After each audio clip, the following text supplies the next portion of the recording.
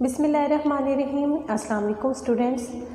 Previous lecture में हमने देखा था कि कार्बोक्सिलिक एसिड 3 तरह के रिएक्शन देते हैं। एक वो रिएक्शन होते हैं जिसमें जस्ट हाइड्रोजन इन्वॉल्व होता है कार्बोक्सिलिक एसिड का, जिसमें हाइड्रोजन रिप्लेस हो जाता है किसी भी और एटम के साथ, जिसमें हमने देखा बेसिकली कि साल्ट की फॉर्मेशन होती है।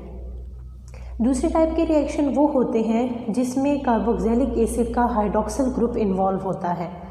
आज के लेक्चर में हम वही रिएक्शन डिस्कस करेंगे जिसमें कार्बोक्सिलिक एसिड का हाइड्रोक्सिल ग्रुप इन्वॉल्व होता है, मींस के हाइड्रोक्सिल ग्रुप रिप्लेस हो जाता है किसी भी और ग्रुप के साथ।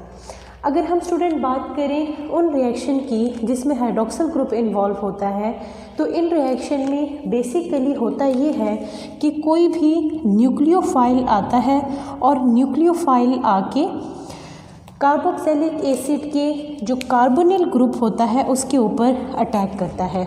न्यूक्लियोफाइल अटैक करेगा कार्बोनिल ग्रुप के ऊपर और उसके नतीजे में जो हाइड्रोक्सिल ग्रुप है वो रिमूव हो जाएगा। हाइड्रोक्सिल ग्रुप रिमूव होके यहाँ पर कोई और ग्रुप आके इस कार्बोनिल कार्बन के साथ अटैच हो जाएगा, और ये हमारे पास ऐसे रिएक्शन है जिसमें रिमूवल ऑफ हाइड्रोक्सिल ग्रुप होगी। और किस वजह से हो रही है? न्यूक्लियोफाइल के कार्बोनिल के ऊपर, कार्बोनिल ग्रुप के ऊपर अटैक करने की वजह से। अगर हम इन रिएक्शंस की बात करें तो इस रिएक्शन में बहुत सारे ग्रुप रिप्लेस करते हैं हाइड्रोक्सिल ग्रुप को। आपके सिलेबस में जो ग्रुप दिए गए हैं उसमें हम देखते हैं एक्स ग्रुप, जिसको हम हैलोजन बोलते हैं, OR ग्रुप है, इसके साथ साथ NH2 या फिर OCOR ग्रुप जो है वो हो सकता है। मीन्स कि ये ग्रुप रिप्लेस कर सकते हैं हाइड्रोक्सिल ग्रुप को। अगर X ग्रुप रिप्लेस करेगा हाइड्रोक्सिल को, मीन्स के हाइड्रोक्सिल की जगह पे अगर X ग्रुप आ जाता है तो ये फॉर्मेशन करते हैं एसिड हैलाइड की। अगर OR ग्रुप आ जाता है हाइड्रोक्सिल ग्रुप की जगह पे तो वो ईस्टर की फॉर्मेशन करेंगे। इसी तरह से अगर NH2 ग्रुप आता है तो ये एसिड अमाइड की फॉर्मेशन करेंगे, और अगर OCOR ग्रुप जो है वो रिप्लेस करता है हाइड्रोक्सिल ग्रुप को तो ये एसिड एनहाइड्राइड की फॉर्मेशन करेंगे। अगर एसिड एनहाइड्राइड बन रहा है, एसिड हैलाइड बन रहा है, ईस्टर बन रहा है, या फिर एसिड अमाइड की फॉर्मेशन हो रही है, ये सब के सब हमारे पास कहलाते हैं डेरिवेटिव्स ऑफ एसिड।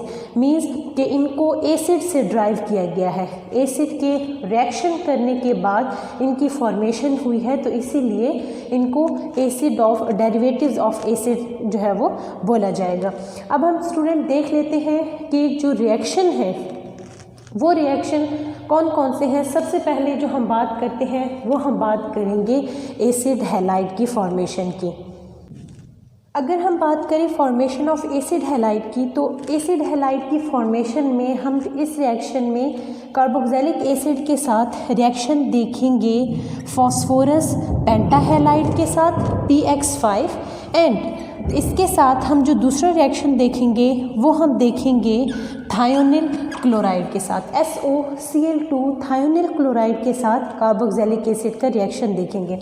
अगर हम स्टूडेंट बात करें फॉस्फोरस पेंटाक्लोराइड की, तो हम रिएक्शन देख लेते हैं इसका। रिएक्शन में हम लेते हैं एसिटिक एसिड CH3COOH, इसका रिएक्शन करवाते हैं फॉस्फोरस पेंटाक्लोराइड के साथ। फॉस्फोरस पेंटाक्लोराइड क्या है? फॉस्फोरस पेंटाक्लोराइड फॉस्फोरस पेंटाहैलाइड है। इसका रिएक्शन जब होता है एसिड के साथ तो हम पढ़ रहे हैं वो रिएक्शन जिसमें हाइड्रोक्सिल ग्रुप रिप्लेस होगा। हाइड्रोक्सिल ग्रुप रिप्लेस किसके साथ होगा? हाइड्रोक्सिल ग्रुप रिप्लेस हो रहा है X ग्रुप के साथ, हैलोजन ग्रुप के साथ। यहाँ से PCl5 में से जो हैलोजन है क्लोरीन, वो यहाँ पर आके अटैच हो जाएगा। CH3 CO एंड OH की जगह पे Cl अटैच हो जाएगा। इसको एसिटाइल क्लोराइड बोला जाता है। इसी के साथ देखें स्टूडेंट, यहाँ पर OH और यहाँ पर PCl4 मीन्स 4 क्लोरीन और 1 फास्फोरस है। यहाँ से हाइड्रोजन इसके एक क्लोरीन के साथ अटैच होगा और फॉर्मेशन कर देगा HCl की। पीछे हमारे पास क्या चीज़ें बच गई हैं पीछे जो चीज़ें बच गई हैं उसमें है फॉस्फोरस, 3 क्लोरीन और 1 ऑक्सीजन। ये आपस में अटैच होके POCl3 की फॉर्मेशन कर देंगे, जिसे हम नाम देते हैं फॉस्फोरस ऑक्सीक्लोराइड का। नेक्स्ट जो रिएक्शन में हम देखेंगे उसमें हम रिएक्शन देखते हैं थायोनिल क्लोराइड के साथ। थायोनिल क्लोराइड के साथ अगर हम एसिटिक एसिड का रिएक्शन देखें,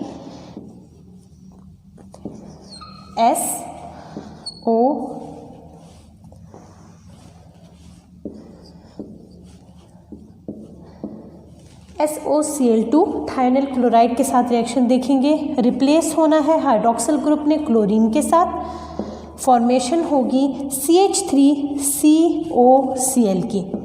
acetyl chloride CH3COCl acetyl chloride की फॉर्मेशन होगी और उसके साथ हाइड्रोजन एक क्लोरीन के साथ अटैच होगा तो HCl। पीछे एक ये ऑक्सीजन और एक सल्फर, 2 ऑक्सीजन और सल्फर आपस में मिलके SO2 की फॉर्मेशन कर देंगे। तो इस तरह से अगर हम रिएक्शन देखें थायोनिल क्लोराइड का, तो थायोनिल क्लोराइड के नतीजे में एसिटाइल क्लोराइड, हाइड्रोक्लोरिक एसिड और सल्फर डाइऑक्साइड की फॉर्मेशन होती है। अब स्टूडेंट हम इसका मैकेनिज्म देख लेते हैं। मैकेनिज्म की अगर हम बात करें तो मैकेनिज्म में 4 स्टेप होते हैं, जिसमें सबसे पहले स्टेप में एसिटिक एसिड CH3COOH के साथ थायोनिल क्लोराइड SOCl2 रिएक्ट करता है और इसमें प्रोटॉन एंड क्लोराइड आयन की फॉर्मेशन होती है और साथ में एक इंटरमीडिएट बनता है। देखिए स्टूडेंट, जो थायोनिल क्लोराइड है इसका अगर हम स्ट्रक्चर देखें तो इसमें सल्फ़र ऑक्सीजन के साथ 2 बॉन्ड बनाता है और साथ में 2 क्लोरीन उसके साथ अटैच होते हैं। इस तरह से इसका स्ट्रक्चर होता है। अब इसमें होता ये है कि यहाँ से जो ये OH है ये बॉन्ड ब्रेक करता है, ये हाइड्रोजन इस ऑक्सीजन से H पॉजिटिव की फॉर्म में रिमूव आउट होता है क्योंकि ऑक्सीजन की इलेक्ट्रोनेगेटिविटी ज़्यादा है, तो यहाँ पर H पॉजिटिव की फॉर्मेशन होती है। उसके साथ यहाँ से अगर हम थायोनिल क्लोराइड की बात करें तो थायोनिल क्लोराइड में यहाँ से ये बॉन्ड ब्रेक होता है सल्फ़र एंड क्लोरीन के दरमियान। चूँकि क्लोरीन सल्फ़र से ज़्यादा इलेक्ट्रोनेगेटिव है, इसलिए जब ये बॉन्ड ब्रेक करता है तो क्लोराइड आयन की फॉर्मेशन होती है, Cl नेगेटिव की फॉर्मेशन होती है। ये सल्फ़र इस कार्बन के साथ इस ऑक्सीजन के साथ क्या कर लेता है, बॉन्ड की फॉर्मेशन कर लेता है।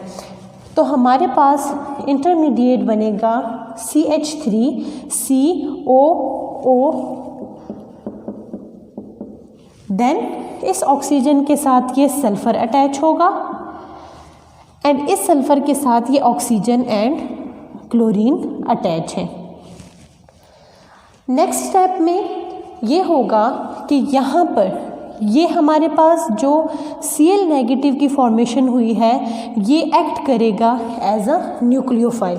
जब ये एक्ट करेगा एज ए न्यूक्लियोफाइल तो ये अटैक करेगा कार्बोनिल की कार्बन को, क्योंकि आपको पता है स्टूडेंट कि कार्बोनिल की जो कार्बन है वो पॉजिटिव चार्ज कैरी करती है, जबकि ऑक्सीजन के ऊपर इलेक्ट्रोनेगेटिव होने की वजह से नेगेटिव चार्ज जो है वो होता है।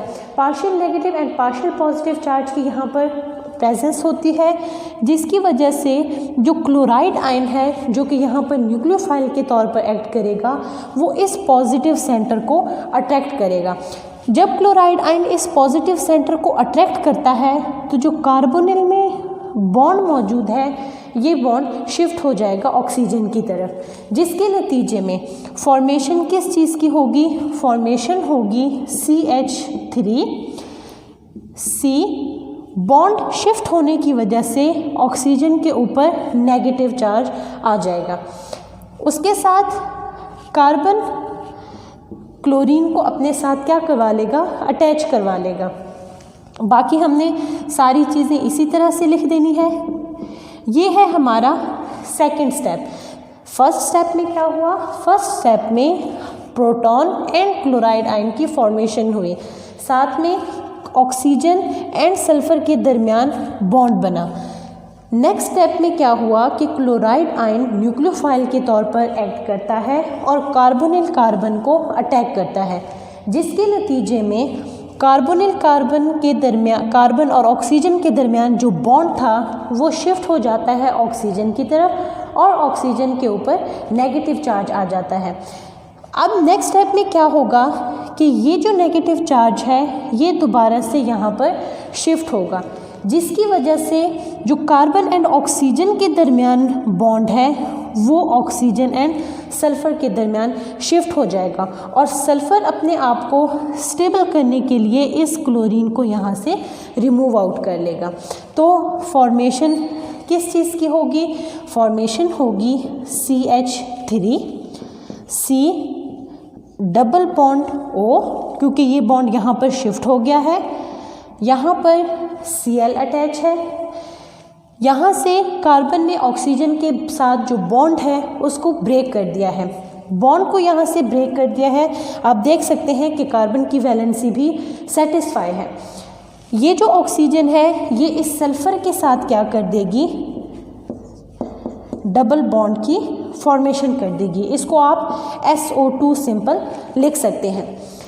नेक्स्ट जो यहाँ पर क्लोरीन था ये क्लोराइड आयन की फॉर्म में यहाँ से रिमूव आउट हो रहा है, क्योंकि ये बॉन्ड यहाँ से शिफ्ट हो रहा है। यहाँ पर सेम फिर वही केस है कि कार्बन और क्लोरीन में इलेक्ट्रोनेगेटिविटी डिफरेंस मौजूद है, क्लोरीन ज़्यादा इलेक्ट्रोनेगेटिव है, जिसकी वजह से ये Cl नेगेटिव की फॉर्म में रिलीज़ आउट होगा।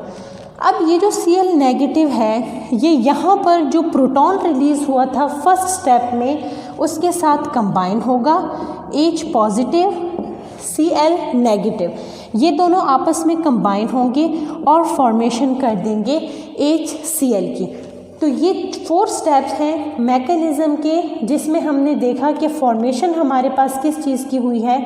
फॉर्मेशन हमारे पास एसिटाइल क्लोराइड की हुई है, जो कि हमारा मेन प्रोडक्ट है, जिसमें आप देख सकते हैं कि जो एसिटिक एसिड था उसमें हाइड्रोक्सिल ग्रुप रिप्लेस हो चुका है, किसके साथ? क्लोरीन के साथ रिप्लेस हो चुका है।